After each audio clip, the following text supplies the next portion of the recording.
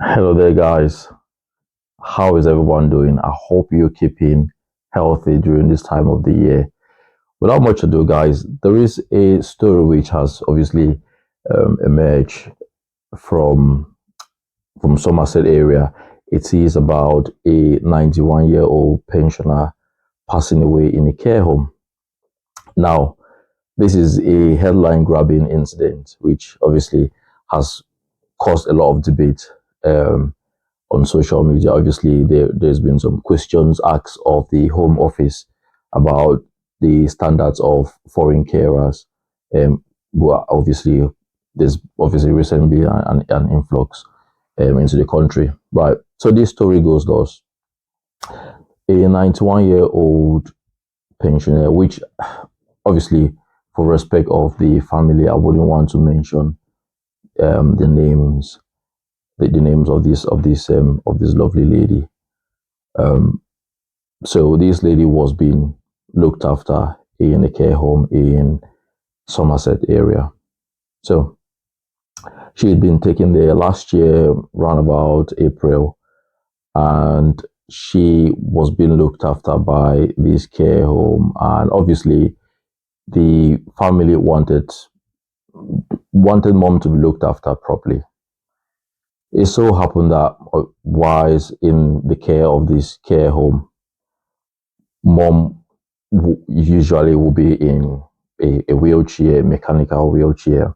Some of you will know that if you've worked in a care home or even community care.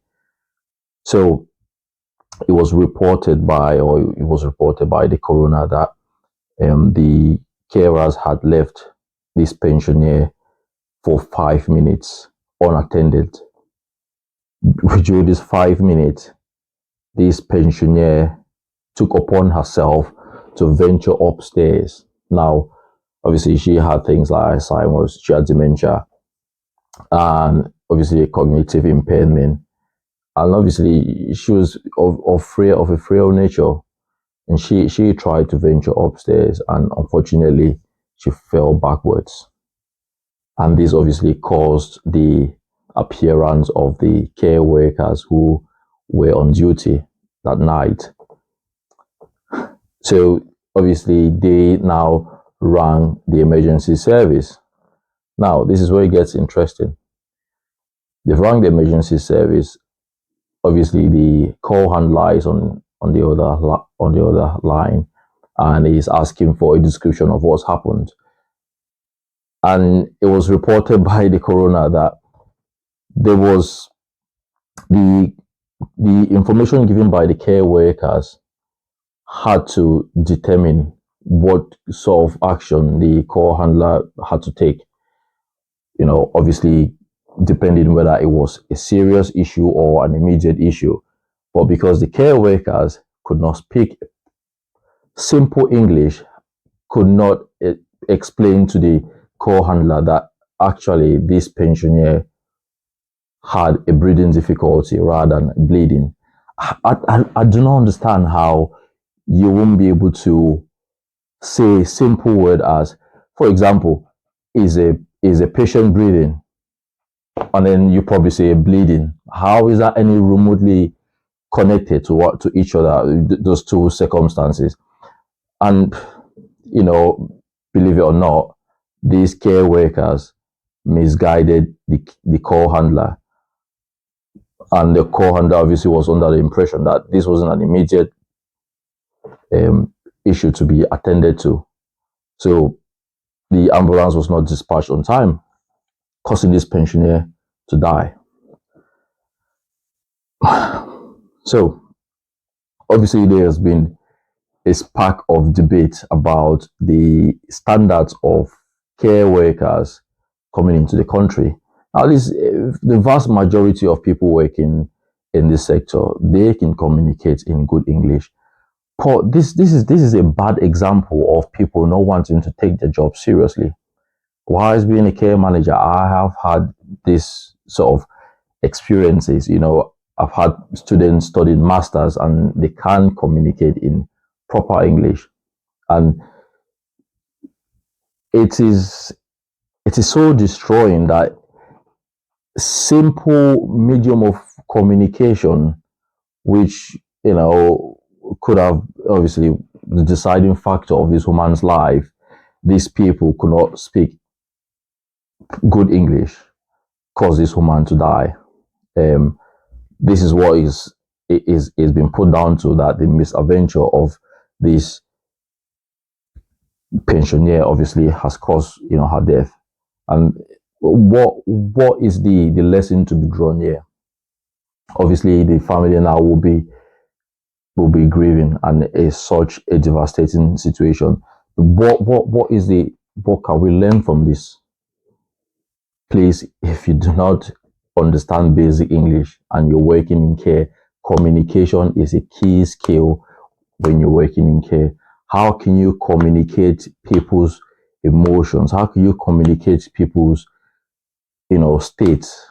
A clear example as this one: you come into a service user's house, for example, my domain, domiciliary care, and they're on the ground, and you cannot communicate to the call handler.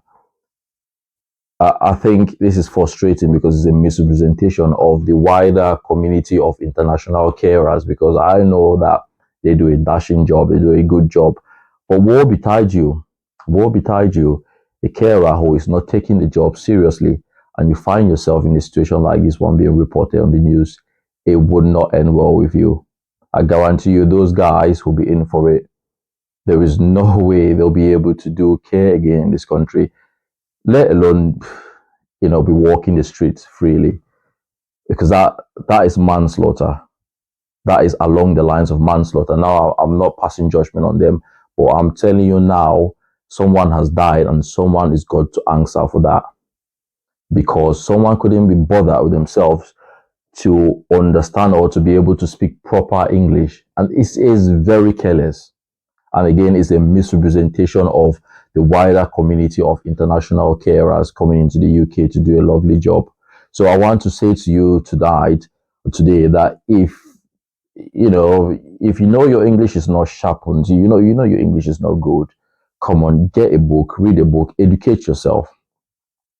And one thing which is very interesting in this story is that one of the carers who were on duty that night is being reported that she didn't pass her English test, which is a prerequisite to be able to be an international care worker. How did she get through the borders? I don't know the complexities around that. But for you to be able, and if you go back to my previous video, communication is a vital skill in the care sector.